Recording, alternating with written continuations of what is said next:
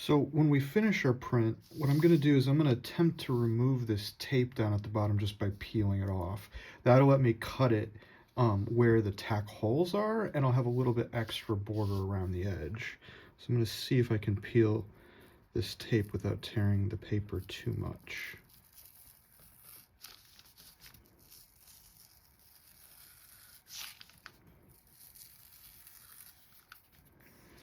It actually looks like it worked pretty well. Let me get the same tape off the back side.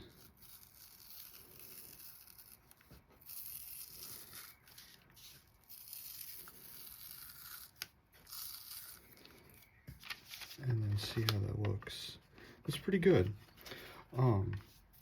So I really want to make the borders on here even. And like I was saying before, the left side, the top, and the right should all be even. And you can give the bottom a little bit extra if necessary. So our thinnest one is on the top. So I'm going to take a ruler out, and I'm just going to kind of measure that. It's about 1/2 inch. Make sure it's the same on the other side. It's also about 1/2 inch. So what I'm going to do is I'm going to show you 2 different ways to do this. The way that I prefer, I'm going to measure out from this side and put a 1/2 inch mark right here.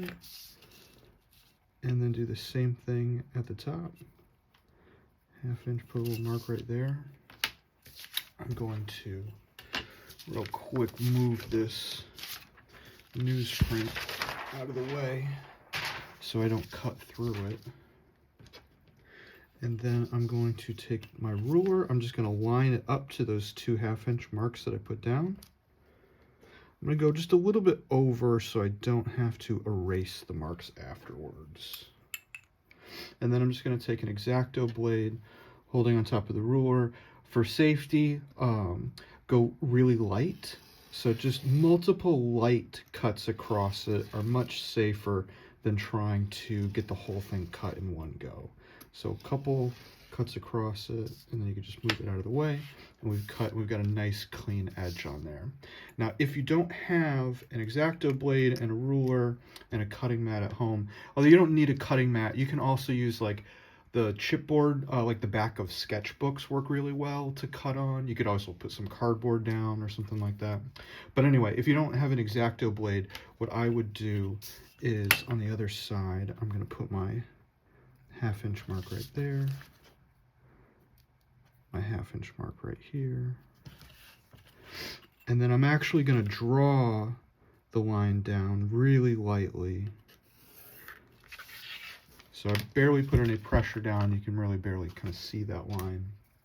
And then I'm going to take scissors, and I'm going to use scissors to cut following that line.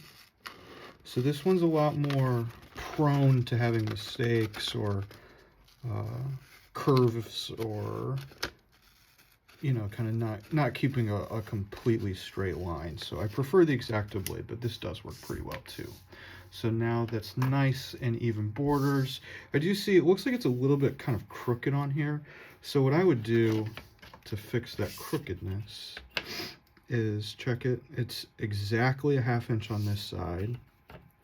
And it's a little bit larger than a 1/2 inch on this side. So I'm going to put a little mark right there. And again, you can use scissors or the X-Acto, but I think that the X-Acto is a little bit more accurate. So I'm going to go to the corner edge on the bottom here, and I'm just going to follow it to that little mark that I put down there. And this is going to fix the crookedness. So now it's a little bit more even on the bottom. I've actually got even borders all the way around it now. And so now I can, sign it, fix it if there's anything wrong with it. You can do a little bit of erasing if you need to, but this paper does get torn up pretty easily. So just try to keep those borders as clean as you possibly can. Some other things that if you wanted to, like, if I've got any kind of mistakes here. So like there's like a little break in my line right here. If I wanted to take some of that black ink and like a paintbrush, like I could kind of fix some of those things on here. So if you notice anything wrong with it that you want to fix up before you're done, then you're welcome to. If I wanted to take a little bit of red ink and kind of paint in that little spot. The thing is that painting the ink in, it doesn't really match like the texture and the surface of what's already printed. So I try to keep any of that stuff as minimal as I possibly can. But otherwise, I think that looks pretty good. And so I'm going to go ahead and sign it. Again, when you sign your prints, you sign it in pencil. Your signature goes on the right side. The edition number goes on the left side, written as a fraction. So this is one of, I actually wrote one of 1, but this would be 1 of 10 because I printed 10 of them. And then on the next print, say this is the bottom of the next one, I would write 2 of 10. And then the print after that, I would write 3 of 10, so on and so forth. And then if you have a title, you can put the title in the middle. The title for this one is Finn in quotations. So always put your title in quotations and capitalize the first letter of it. And so that's how to sign your prints. Make sure you use a pencil. If you want, there are other people that will switch where the title and number goes, but your signature always goes to the right side. You can butt it up to the bottom edge of the print, or it can be down at the bottom edge of the paper. I've got such a small border, it doesn't really make a big difference for this one.